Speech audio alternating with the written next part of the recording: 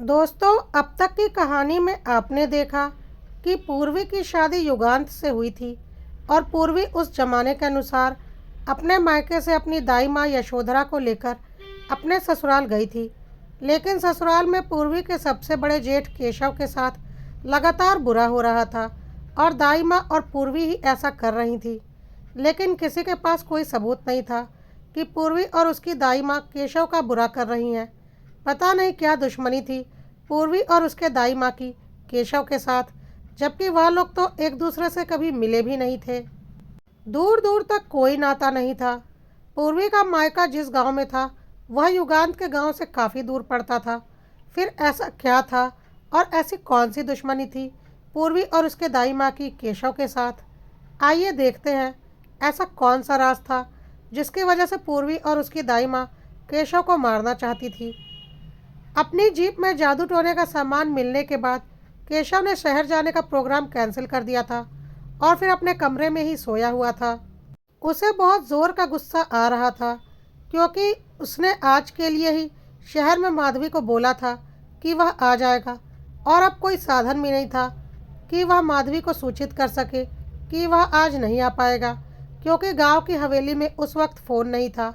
उसने घर के एक नौकर से बोलकर अपने जीप की साफ़ सफाई करवा ली थी ताकि अगले दिन वह शहर के लिए निकल सके, क्योंकि वैसे भी काफ़ी दिन हो गए थे उसे यहाँ आए और उसका खुद का परिवार यानी कि माधवी, उसकी पत्नी और उसके बच्चे तो शहर में ही थे।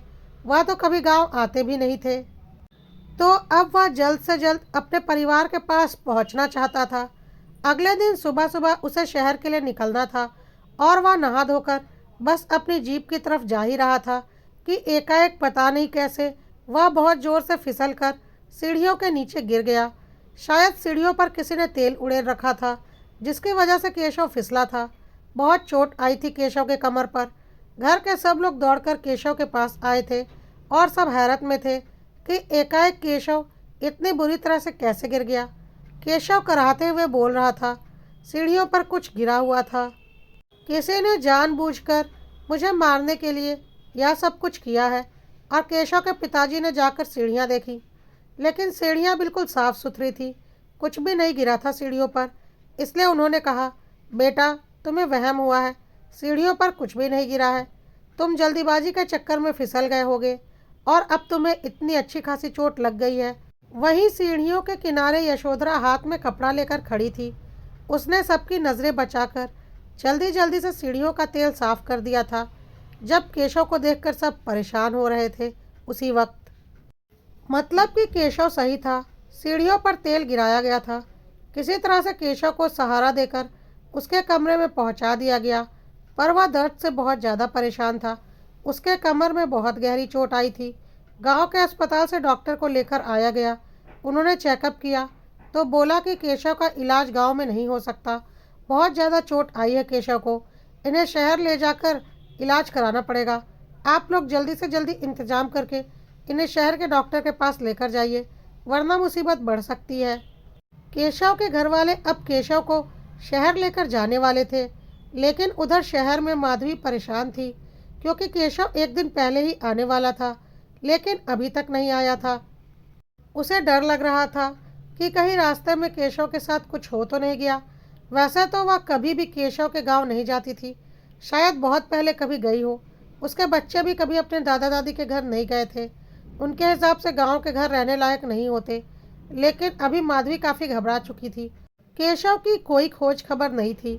माधवी के घर तो फ़ोन था, पर गांव की हवेली पर कोई फ़ोन नहीं था।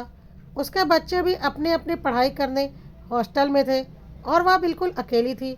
घबराहट में माधवी गांव की तरफ निकल पड़ी केशव का पता लगाने के लिए। और जब तक केशव के घर वाले शहर के लिए निकलते, माधवी ही गांव की हवेली पर आ चुकी थी। वह केशव की हालत देखकर परेशान हो गई और बोली, यह क्या हो गया केशव को? सारी बातें सुनकर उसे बहुत गुस्सा आ रहा था और वह बोल रही थी, इसीलिए मैं गांव आने को मना करती हूँ। यहाँ ना कोई सुरक्षा के इंतजाम है और ना ही कोई अच्छा अस्पताल और डॉक्टर है। अब देखो, सुबह से तुम गिरे पड़े हो, लेकिन अभी तक ढंग से तुम्हारा इलाज भी नहीं हो पाया और ना ही फ़ोन है कि मुझे कुछ सूचना मिल पाए। अब तुम्हें शहर जाकर ही इलाज करवाना है, लेकिन मैं यहाँ आ गई। अब चलो जल्दी से यहाँ से निकलते हैं, गांव में रहने का कोई फ़ायदा नहीं। लेकिन रात हो चुकी थी, इसलिए घर वालों ने रात में शहर जाने के लिए मना कर दिया और बोला, वैसे भी अभी केशव के ग्रह नक्षत्र ठीक नहीं चल रहे, इसके साथ कुछ ना कुछ परेशानियां लगी हुई हैं। बिल्कुल सुबह सुबह तुम लोग शहर के लिए निकल जाना, साथ में एक दो लोग और चले जाएंगे। अभी फ़िलहाल दर्द की दवाई खाकर केशव को यहीं आराम करने दो। माधवी वहाँ रुकना नहीं चाहती थी, लेकिन मजबूरी थी उसे वहाँ रुकना, और वह केशव के पास कमरे में आ गई। थोड़ी देर के बाद पूर्वी माधवी के पास आई और उसके पैर छुए और बोली, बड़ी दीदी, मैं आपकी सबसे छोटी देवरानी। कहकर वह माधवी की आंखों में देखने लगी। माधवी ने आशीर्वाद देने के लिए हाथ ऊपर उठाया, लेकिन पता नहीं क्यों पूर्वी की आंखों में देखकर उसे बड़ा अजीब सा लगा। उसे ऐसा लगा कि केशव की इस हालत को देखकर पूर्वी बहुत खुश है, और उसने अपना हाथ पीछे कर लिया। पूर्वी ने हंसकर बोला भी, दीदी, आप मुझे आशीर्वाद नहीं दोगी?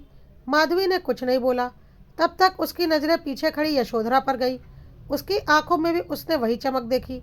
उसे बड़ा अजीब सा लगा और उसने बोला, यह कौन है और मेरे कमरे में क्या कर रही है? पूर्वी ने बोला, यह मेरी यशोधरा दाई माँ है और मेरे साथ ही रहती हैं और हमेशा रहेंगी। इनके बिना तो मैं कहीं नहीं रह सकती।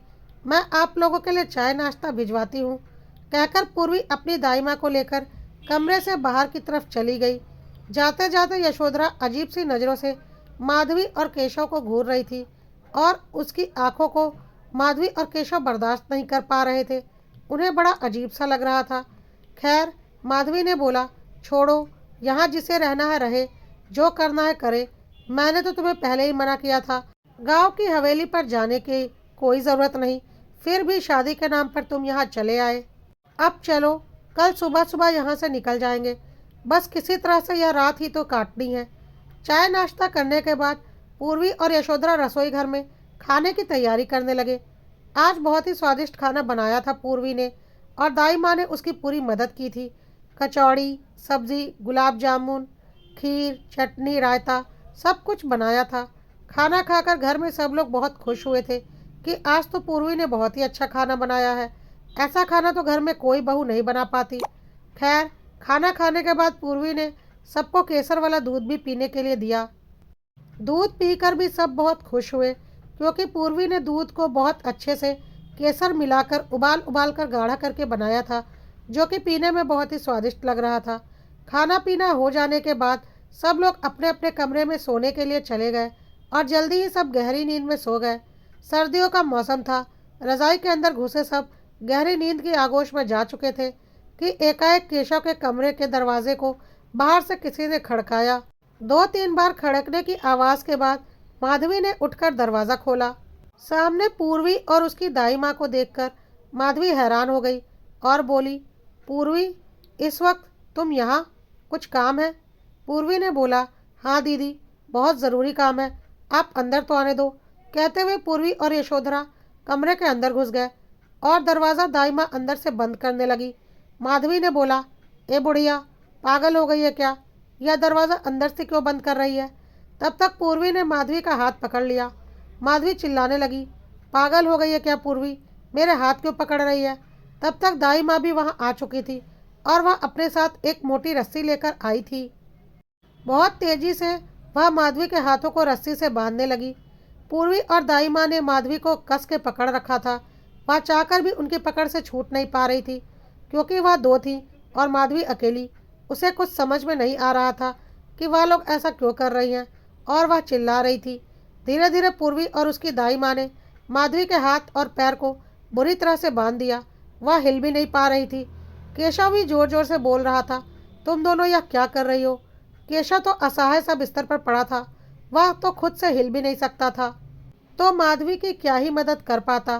पूर्वी और यशोधरा दोनों बोल रही थी, जितना चिल्लाना है तुम दोनों चिल्लाओ। तुम दोनों की आवाज़ इस कमरे से बाहर जाएगी भी तो तुम दोनों की आवाज़ आज कोई नहीं सुनने वाला, क्योंकि जाड़े का दिन है। सब अपनी अपनी रज़ाई में गहरी नींद में सोए हुए हैं, और साथ ही सबको मैंने खास केसर वाला दूध भी पिलाया है। वह दूध मैंने केसर के साथ साथ एक खास जड़ी बूटी डालकर बनाया था, जिसे पीने के बाद कोई भी कम से कम 10 घंटे आराम से सोएगा, बिल्कुल गहरी नींद में। चाहे बहुत बड़ा धमाका भी हो जाए, तब भी किसी की नींद नहीं खुलने वाली।